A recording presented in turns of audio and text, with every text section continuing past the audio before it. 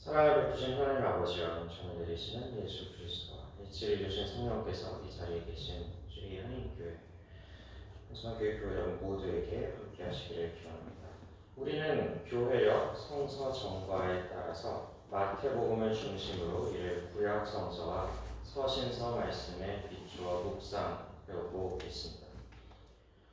복음 말씀을 통해 주님이 당신의 삶과 또 당신의 말씀을 통해 무엇을 가르치시는지 깨닫고 이것이 구약 성서에 어떻게 암시되었는지를 살펴보는 한편 서신서 말씀을 통해 오늘날 우리가 어떻게 살아야 할지 묵상하는 이러한 봉독 방법은 세계교회가 전통적으로 지켜온 성서를 읽는 방식입니다. 우리는 지난주와 지지난주에 걸쳐 마태복음이 기록하는 예수님의 두 비유에 관해 살펴보았습니다. 우리가 살펴본 두 비유는 모두 우리가 하나님 나라에 대한 주님의 초대를 진지하게 받아들여야 한다는 사실을 강조하고 있습니다.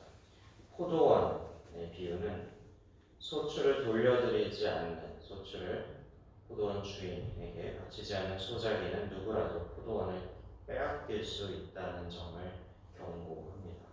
또한 지난주에 살펴본 잔치의 이야기는 잔치에 참석하는 최소한의 예인 예복을 입지 않은 사람은 결코 잔치에 참여할 수 없다는 사실을 우리에게 경고하고 있습니다. 이 비유에 이어서 이어지는 본문은 예루살렘의 종교 지도층이 예수님께 제기한 질문들로 이어져 있습니다. 이 질문은 물론 궁금증에서 나온 선의의 질문은 아니었습니다. 예수님을 잡을 함정이거나 혹은 예수님을 시험하기 위한 악의적인 것들이었죠. 그러나 그들의 의도는 성공을 거두지 못합니다. 복음서와 말씀은 질문을 던진 이들이 감탄하거나 혹은 말문이 막혀서 다시는 감히 더 이상 질문을 하지 못했다. 이렇게 기록하고 있습니다. 오늘 우리가 함께 살펴본 복음서 말씀은 이러한 질문 가운데 첫 번째 질문을 다루고 있습니다. 비유를 통해서 예수님이 계속하여 자신들을 비판하는 것에 기분이 상했는지 바리새파 사람들은 예수를 잡을 함정, 올무를 놓고자 음모를 꾸밉니다. 복음서는 바리새파 사람들이 제자들을 헤롯 당원과 함께 예수님께 보냈다고 기록하고 있습니다. 이 헤롯 당원들이 정확히 누구였는지에 관해서는 사료가 남아있지 않기 때문에 알 수는 없습니다. 그러나 헤롯의 추종자라는 원어 의미에 비추어 보았을 때 이것이 정치 세력인 것만은 분명해 보입니다. 실제로 이들이 온갖 아첨을 담아서 예수님께 던진 질문, 황제 카이사르에게 세금을 내는 것이 옳습니까? 옳지 않습니까? 라는 그 질문은 종교적인 의미와 정치적인 의미를 모두 담은 야심찬 질문이었습니다. 우리가 이 질문을 이해하기 위해서는 당시 로마 시대의 세금 정책과 또한 유대인들의 정서를 연결지어 생각해야 합니다. 로마 시민들은 병역을 이행을 했기 때문에 세금을 내지 않았습니다. 물론 간접세는 있었습니다. 금전이 오가는다든지 무역을 한다든지 재화가 오갈 때 여러 가지로 조세를 하는 방식은 있었지만 오늘날처럼 직접세는 로마 시민들한테는 요구가 되지 않았습니다. 그것을 병역을 했기 때문에 그 직접세는 병역으로 면제된다 이렇게 생각하는 게 로마의 관의 법률이었습니다. 그럼 이제 나머지 세금은 어떻게 조달했느냐? 정복을 했던 식민지들이 속주들에서 청구를 했습니다. 잘 아시는 대로 세리들은 로마가 우리처럼 지금의 현대처럼 어떤 체계적인 조세 제도가 있는 건 아니기 때문에 각 속주마다 할당량을 줍니다. 그러면 그 할당량을 받은 총독은 또다시 그것을 이제 걷기 위한 업자를 고용을 해서 그 업자가 세금을 이제 징수를 하게 되는데 그 과정에서 자기의 소위 마진도 챙겨야 되고 그렇기 때문에 세리들이 많이 비판을 받았던 것이죠.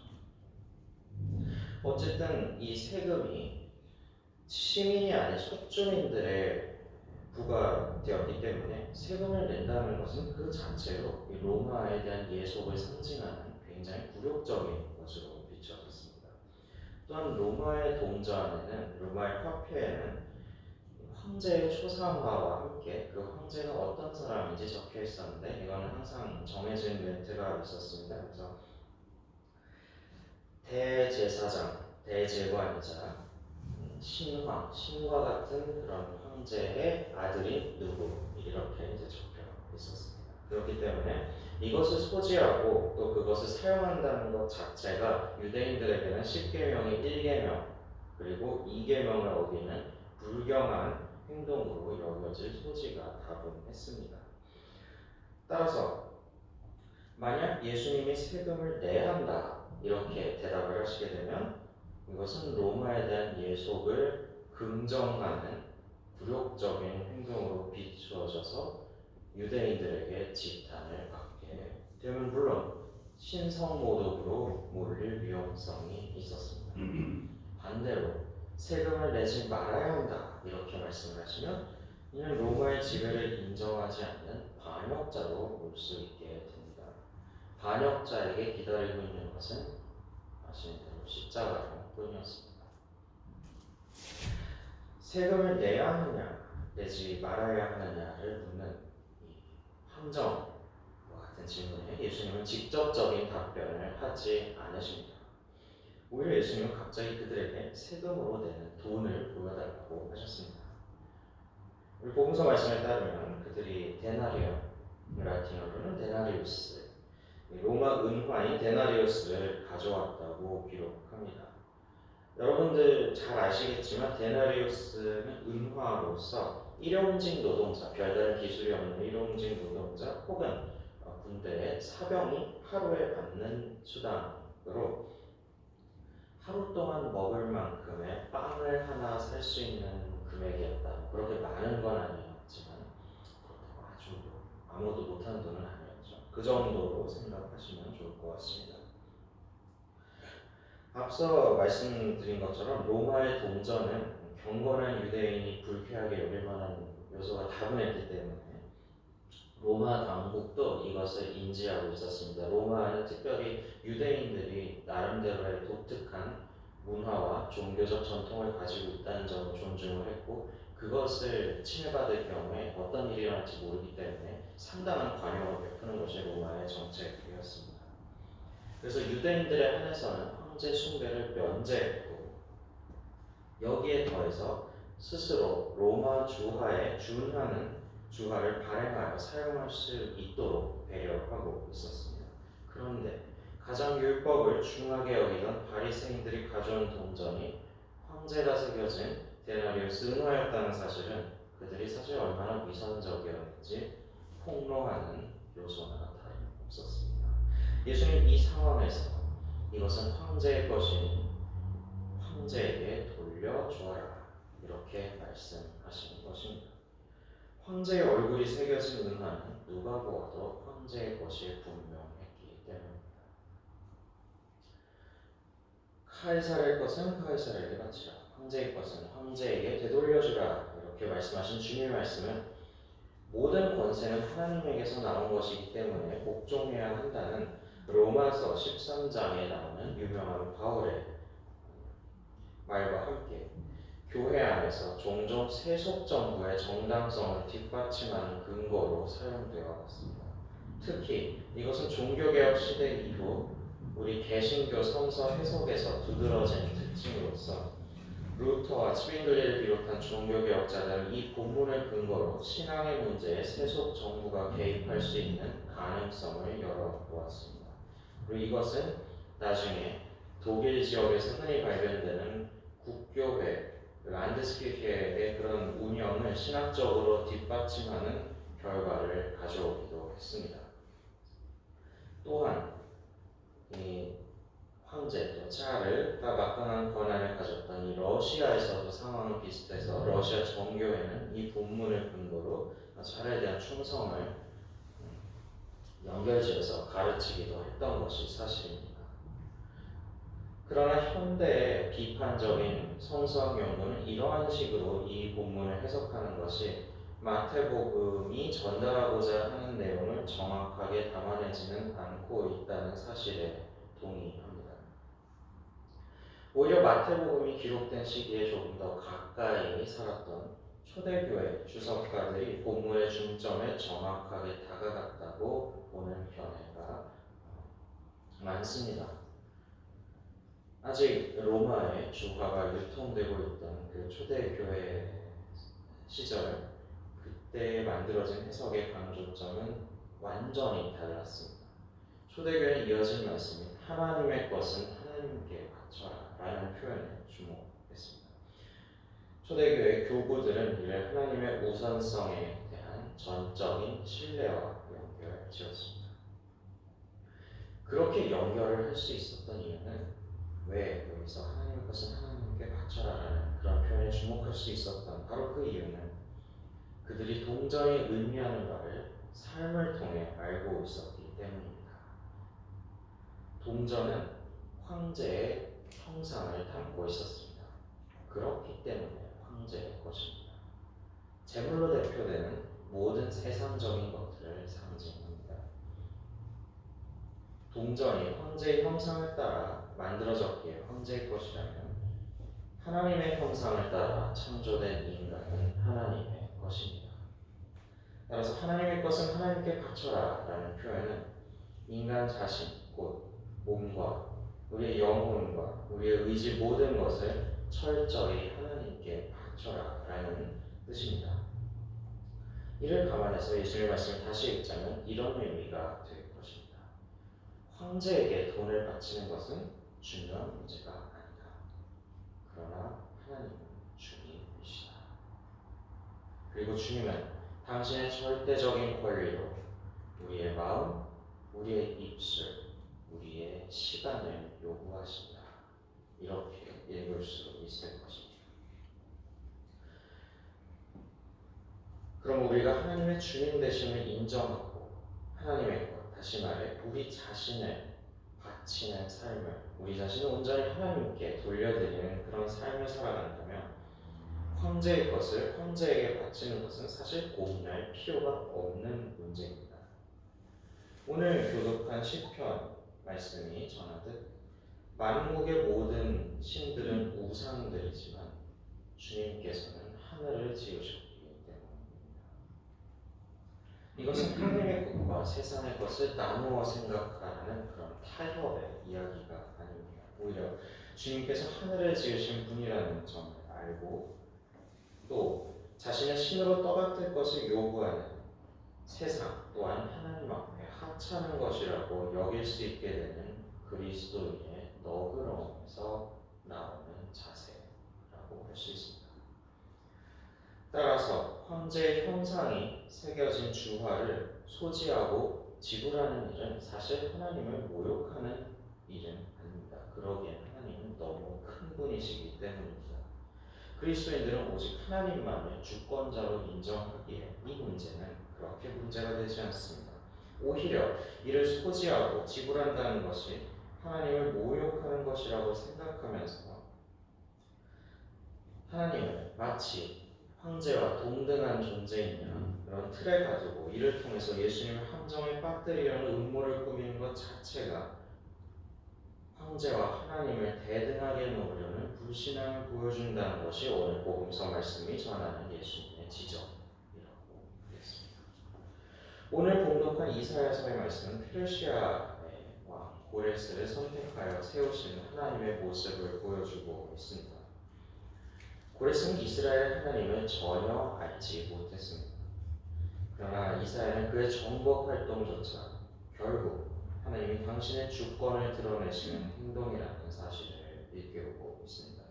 그를 통해서 하나님은 해 뜨는 곳에서 해 지는 곳까지 주님이십니다. 그리고 그 외에 다른 신은 없다는 사실을 드러내고 계십니다. 주님이신 하나님은 빛과 어둠을 창조하시는 분입니다. 인간이 갈망하는 평안과 인간이 회피하고 싶어하는 재앙을 주관하시는 분입니다. 하나님은 고레스를 택하여 기름을 부으십니다. 그러나 영광을 받는 이는 오직 하나님 뿐이십니다. 이것이 오늘 첫 번째로 읽은 구약성서 말씀이 전하는 내용입니다. 앞서 초대교회의 마태복음 해석을 말씀드렸지만, 초대교회는 하나님을 주님으로 고백하며 하나님께 복종하는 일이야말로 모든 계명 중에 으뜸가는 계명이라고 보았습니다. 하나님의 전적인 주권을 인정한 일은 다른 계명들을 포함할 뿐 아니라 모든 계명을 초월하는 계명이라고 초대교회 사람들은 생각했습니다. 하나님의 전적인 주권을 인정한 그리스도인에게 이 삶은 그저 나그네에 불과한 것입니다. 그리스도인은 하나님 나라의 시민권을 지닌 존재로 이 세상에서는 그는 단기 체류증을 가진 외국인일 뿐인 것입니다. 수없이 많은 고초를 겪었던 초대 그리스도인들은 신앙을 위해 박해를 감내하는 삶이야말로 그리스도인들이 이 세상에서 나그네라는 점, 그리고 하늘나라의 시민권을 가진 존재라는 점을 가장 분명하게 보여주는 것이라고 믿었습니다. 오늘 공독한 서신서 말씀에 나오는 데살로니가 교회의 모습은 바로 그런 초대교회 믿음이 어떤 것이었는지 구체적으로 보여줍니다. 그들은 방문객을 환대했고요, 우상을 버리고 돌이켜서 살아계시고 참된 하나님을 섬기려 했습니다. 그리고 그리스도의 다시 오심을 간절히 소망하며 이 세상을 하찮은 것으로 여겼습니다. 그랬기에 이들은 종종 환난과 고초를 당해했습니다. 그것은 형제에게 세금을 바치지 않았기 때문에 겪었던 그런 고초가 아니었습니다. 다만 자신만이 모든 질서의 근원이라고 생각하는 이 세상의 권세에 그 세상의 권세를 하찮은 것으로 여기는 과정에서 불가피하게 치렀던 대가였습니다. 그러나 그들은 기뻐했습니다. 이 기쁨은 성령께서 주시는 것이었다고 오늘 서신서 말씀은 전하고 있습니다. 성령께서 우리 안에 그리스도가 살아 계시게 하는 분입니다. 그러나 성령 하나님이 우리에게 임하시기 위해서는 우리가 우리 자신에게 의존하는 일을 완전히 거부할 때, 그때 성령 하나님께서는 우리에게 임하실 수 있습니다. 우리 자신의 연약함과 우리 자신의 한계를 우리가 인식할 때, 그러나 그럼에도 불구하고 우리를 회복하시는 하나님의 권능을 우리가 증언하는 삶을 살 때, 그리하여 우리가 돌아갈 본향은 우리의 시민권은 이 세상이 아닌 하나님 나라에 있음을 믿고 고백할 때 우리는 성령께서 주시는 기쁨을 온전히 누리게 될 것입니다. 오늘 서신서 말씀에서 사도 바울은 데살로니가 교회가 보여준 모습이 믿음의 행위와 사랑의 수고와 우리 주 예수 그리스도께 둔 소망을 굳게 지키는 인내로서 다른 지역의 그리스도인에게도 귀감이 되었다고 치하합니다. 그리고 그들의 모습이야말로 진정 그리스도의 사도들을 나아가 그리스도 자체를 본받는 사람의 모습이라고 평가합니다. 그리고 그들의 모습은 바로 오늘 우리가 따라야 할 궁극적인 자세이기도 합니다. 초대교회 시대보다 겉으로는 더 그리스도교의 우호적으로 변한 세상에서 이러한 모습을 구체적으로 살아내는 것은 오히려 더 치열한 고민과 성찰을 우리에게 요구하고 있습니다. 공공의 안전과 사회적 정의를 위해 사회가 부과하는 지침들을 거부하고 이로 인해 당하는 법적 제재를 하나님을 위해 당하는 수단으로 포장한다면 그것이야말로 복음서의 주님이 비판했던 바리새인의 위선을 탑습하는 행동에 지나지 않을 것입니다. 반대로 앞장서서 황제에게만 세금을 내고 하나님의 것을 하나님께 다시 돌려드리지 않는 삶을 산다면 이것은 그리스도인의 삶이라고 할 수 없을 것입니다. 그렇다면 황제의 것을 황제에게 바치면서 동시에 하나님의 것을 하나님께 바치는 삶은 구체적으로 어떤 것을 의미할까? 오늘 복음서 본문에서 우리말 번역본이 바치다라고 옮긴 그리스어 아포디도미는 본래 돌려주다라는 뜻입니다. 이것은 앞서 예수님의 포도원 비유에서 포도원 주인에게 소출을 돌려주다, 소출을 보내다라는 의미로 사용된 표현입니다. 이 사실은 굉장히 시사한 바가 있습니다. 하나님의 것을 하나님께 바치는 것, 하나님의 것을 하나님께 돌려드리는 삶은 다시 말해 포도원의 소출을 포도원 주인에게 돌려주는 삶과 연결되는 것입니다. 그리고 그러한 삶이 우리가 지난주에 살펴본 것처럼 예복, 즉 구체적인 삶의 형태로 드러나야 한다고 했을 때 오늘 살펴본 연결되는 주님의 말씀은 하나님의 것을 하나님께 바치는 삶 또한 이와 마찬가지로 구체적인 형태로 드러나야 함을 우리에게 일깨워주고 있는 것입니다. 오늘날 우리에게 이른바 미완성 주석이라고 전해지는 초대교회 어느 무명의 저자가 남긴 주석이 있습니다. 그 마태복음 주석은 이 본문을 다루면서 하나님의 것을 하나님께 드린 삶이 어떤 것인지 구체적으로 기록하고 있습니다. 여기서 그것을 잠시 들어보겠습니다. 그것은 사랑에 뿌리 내린 삶입니다. 그리고 믿음과 소망 안에 성장하는 삶입니다. 인내 덕으로 굳건해지는 삶입니다. 그러한 삶은 평온함으로 자라납니다. 겸손하기 때문입니다. 그러한 삶은 아름답게 자라납니다. 정결하기 때문입니다.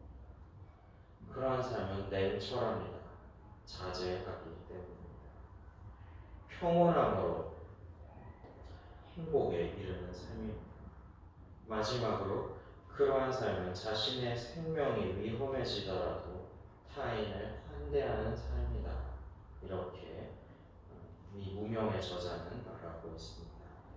다시 말해 자신의 인생에 다가온 모든 만남과 인연에 최선을 다하는 것이 또한 그리스도인의 자세라고 말하고 있는 것입니다.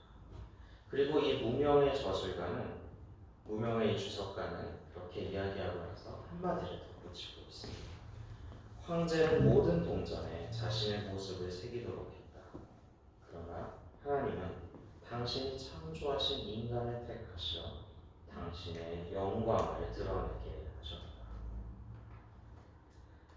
사랑하는 청년교회 교우 여러분, 우리는 지난주 복음 말씀이 다루는 예복에 관해 나누면서 그리스도인의 삶은 언제나 치열한 고민과 실천의 삶이 되어야 한다는 사실을 돌아보았습니다.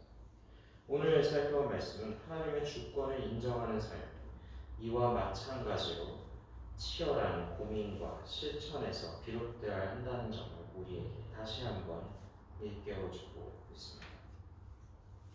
그리스도인으로서 우리가 가장 먼저 고민해야 할 것은 하나님의 주권을 우리의 삶 가운데 고백하는 일입니다. 그리고 이러한 고백은 반드시 주님의 영광을 우리의 삶 전체를 통해 구체적으로 드러내는 방식이어야 한다는 사실을 오늘의 교회력 본문은 우리에게 일깨워주고 있습니다. 바로 그때 우리가 우리의 삶 전체를 통해 하나님의 영광을 구체적으로 드러낼 때 바로 우리는 하나님의 것을 하나님께 돌려드릴 수 있을 것입니다. 그리고 바로 그때 우리는 황제의 것을 황제에게 바치라는 주님의 명령 또한 온전히 따를 수 있게 될 것입니다. 함께 묵상해